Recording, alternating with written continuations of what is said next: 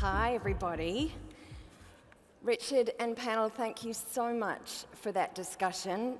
There were so many pearls of wisdom in there, but find the calm in the chaos, I think, is what will resonate with me, and I'm sure many of you, in the coming weeks, months, and years.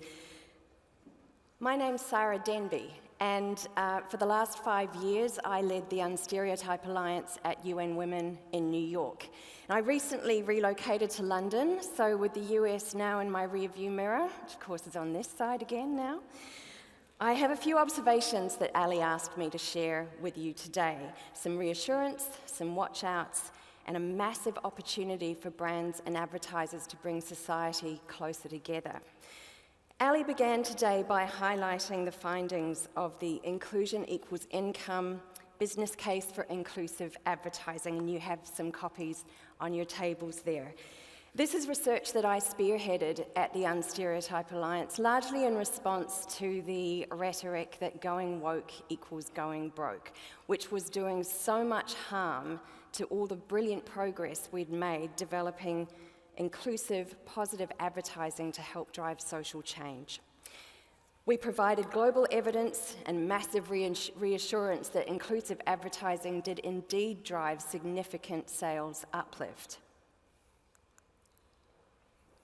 But these are the numbers that really count. If you want proof that inclusion drives sustainable growth, this is it. They're hard to earn, even harder to keep.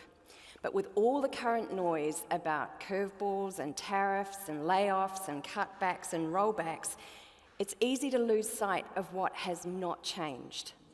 And that is what consumers and customers and clients and constituents expect from the brands that they will engage with. At a time of very rapid, frankly reactive business decisions being made, brands mustn't forget the fundamentals of who our customers are and who we actually serve. And spoiler alert, it's not US government officials and it's not tech bro billionaires. And let's be clear, they're pushing back against DEI initiatives because it's working. We serve the everyday consumers in every market across every category who reward inclusive brands with greater consideration, loyalty, and spend. I'm often asked, what's the biggest risk of inclusive advertising? And my response has always been, the biggest risk is not doing it. That's what Target just found out in the US when they announced they were rolling back their DEI commitments after making very public promises to marginalized and underrepresented communities, consumers, and employees just 4 years ago. Target seems to have forgotten who it is that they serve, and they're not the only ones. US consumers are making it very clear that they will vote with their wallets. They continue to reward brands that are inclusive, and they're boycotting those that are not. Consumers have not changed what they expect from the brands that they invest in. So now is the time to step up, not step back, and demonstrate your commitment as inclusive, progressive brands. And show don't tell is what is key here. You don't need to be performative and blast your DEI targets all over your corporate website. Sure, take that down if that's going to satisfy executive orders. Call it something else. But as Lucy said earlier, just do it. Communities recognize themselves in your ad content. They see each other around the table, right? They're not reading your corporate website, so just do it. But there is an even bigger ideological war happening in the US, and it's one that presents an enormous opportunity for brands all over the world. There's been a lot of talk about walls in the US, but in fact, the biggest cultural barricade across America has been demarcated by the paywall. For the last 10 years, investigative journalism and analytical thought has been hidden behind a paywall, which has meant that misinformation and untruths have been freely available. This has unquestionably led to an ideological gap between those who will pay for news and those who believe whatever comes for free. But there's huge opportunity for advertisers. Your content sits in front of the paywall. It sits behind the paywall. It's on the wall itself.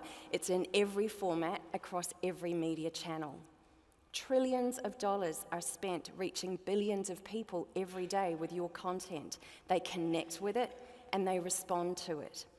In the US, human rights and community standards are certainly eroding, but brands have a unique advantage to push back against the pushback and reach through the barricade. This is your opportunity to be the grown-up voices in the room. Stand on your principles as inclusive brands, deliver on consumer expectations, and bridge this ideological divide with consumer connection. You do that by ensuring your content continues to be inclusive, your visual narratives are progressive, and you represent all communities with dignity and respect. Your consumers will reward you for it, so don't disappoint them. And I'm not suggesting you tear down the paywall, I'm suggesting you blow the doors off, lead the revolution. Thank you.